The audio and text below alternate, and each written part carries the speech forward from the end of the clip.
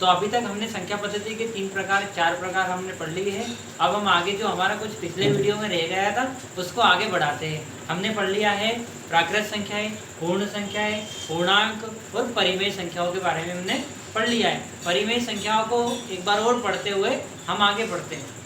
परिमेय संख्या, चौथा पॉइंट था हमारा परिमेय संख्या। परिमेय संख्या यानी कि जिन्हें P/Q के रूप में या अंश बटा हर के रूप में या 1/2 के रूप में लिखा जा सकता हो, परिमेय संख्याएं कहलाती है। जहां P और Q क्या रहेंगे, जहां P और Q पूर्णांक है, क्या है, जहां P और Q पूर्णांक है तथा Q बरोबर नहीं होता है 0। ये बहुत ही महत्वपूर्ण बिंदु है कि Q बरोबर नहीं होता है 0। परिमेय संख्याओं का जो महत्वपूर्ण बिंदु है ये है कि Q बरोबर नहीं होता है 0। ये जो Q के बरोबर लिखा है 0, अगर बरोबर के निशान को हमने काट दिया फ्रेंड्स तो हो जाता है ये Q बरोबर नहीं है 0। अब इसके बाद आता है हमारा अपरिमेय संख्याएं। परिमेय संख्याओं के बाद में हम पढ़ेंगे नंबर 5 अपरिमेय संख्याएं। अपरिमेय संख्याएं वह संख्याएं होती है जो परिमेय नहीं होती है। अपरिमेय कौन सी संख्याएं होती है, जो परिमेय नहीं होती है, यानी कि जिन्हें P/Q के रूप में नहीं लिखा जा सकता है। इसका उदाहरण अगर देखा जाए दोस्त, तो उदाहरण में लिख सकते हैं 1/2, 3/5, 7/3, 8/10, जो भी लिख सकते हैं। जो भी हम लिख सकते हैं इस फॉर्मेशन में अंश बटा हर के रूप में जो भी हम लिख सकते हैं वो इसका उदाहरण हो जाएगा। अब पढ़ेंगे हम अपरिमेय संख्या। अपरिमेय संख्या को Q से डिनोट करते हैं। अपरिमेय संख्या को कैपिटल Q से डिनोट करते हैं। कैपिटल Q से डिनोट करते हैं। इसकी डेफिनेशन लिखेंगे वह संख्या जिसे, डेफिनेशन लिखेंगे वह संख्या जिसे P/Q के रूप में नहीं लिखा जा सकता, नहीं लिखा जा सकता, अपरिमेय संख्या कहलाती जा सकता। अपरिमेय संख्या कहलाती है।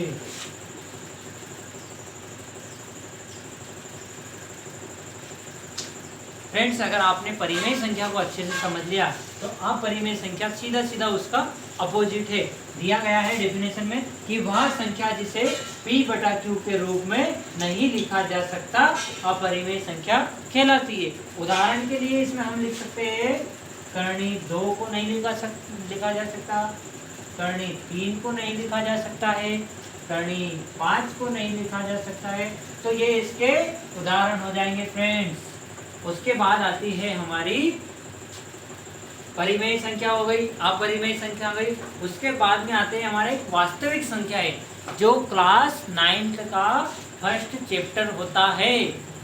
जो क्लास 9th का फर्स्ट चैप्टर होता है, चैप्टर का नाम है वास्तविक संख्याएं। जो इसका अगला पॉइंट होता है बच्चों, इसका अगला पॉइंट होता है वो संख्या पद्धति का छठा पॉइंट वही होता है, उसका नाम है वास्तविक संख्याएं।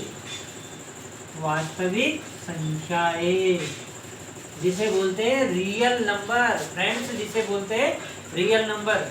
शायद ये गेट के कारण मेरे चेहरे पे एक तरफ उजाला आ रहा होगा, एक तरफ अंधेरा आ रहा होगा, ऐसा दिखाई दे रहा है। तो दोस्त एडजस्ट कीजिए, क्यों, क्योंकि मैं तो मेहनत कर रहा हूँ आपके लिए भी और मैं अपने लिए भी मेहनत कर रहा हूँ।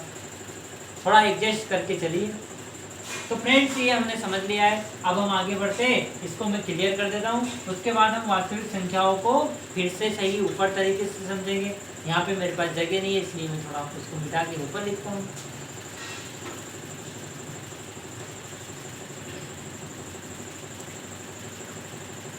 हो गया क्लियर? क्या ये क्लियर है। अब यहाँ पे हम लिखेंगे वास्तविक संख्याएं। वास्तविक संख्याएं यानी कि रियल नंबर। नंबर 6 डालूंगा, लिखेंगे वास्तविक संख्याएं। वास्तविक संख्या लिख सकते हैं, इसको इंग्लिश में बोलेंगे रियल नंबर। जो क्लास 9th के फर्स्ट चैप्टर का फर्स्ट चैप्टर है, यानी कि जो क्लास 9th है, एनसीईआरटी की 9th वाली बुक है मैथ्स की, उसका फर्स्ट चैप्टर यही है, वास्तविक संख्याएं। इसे अगर हमने समझ लिया तो वहां हमें परेशानी नहीं आएगी। एक बार इसे देख लीजिए, वास्तविक संख्याएं। तो फ्रेंड्स, जो अभी तक हमने सारी संख्याएं पढ़ी है, पूर्ण संख्याएं, प्राकृत संख्याएं, प्राकृतिक संख्याएं, परिमेय संख्याएं, पूर्णांक, अपरिमेय संख्याएं, ये सभी मिलके ही वास्तविक संख्याएं बनी है। पूर्ण संख्याएं, प्राकृत संख्याएं, पूर्णांक, परिमेय संख्या, अपरिमेय संख्या, सब मिलके ही वास्तविक संख्या, कंबाइंड रूप से सब वास्तविक संख्या कहलाती है। उदाहरण के तौर पे मैं लिख सकता हूँ इसमें डेफिनेशन। इसकी डेफिनेशन अगर मैं लिखूंगा फ्रेंड्स, तो डेफिनेशन बनेगी परिमेय, परिमेय व अपरिमेय, परिमेय व अपरिमेय संख्याओं के अपरिमित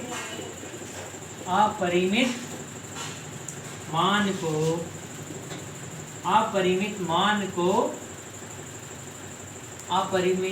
को सामूहिक रूप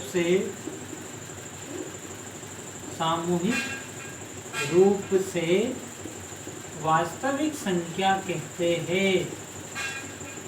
वास्तविक संख्या कहते हैं।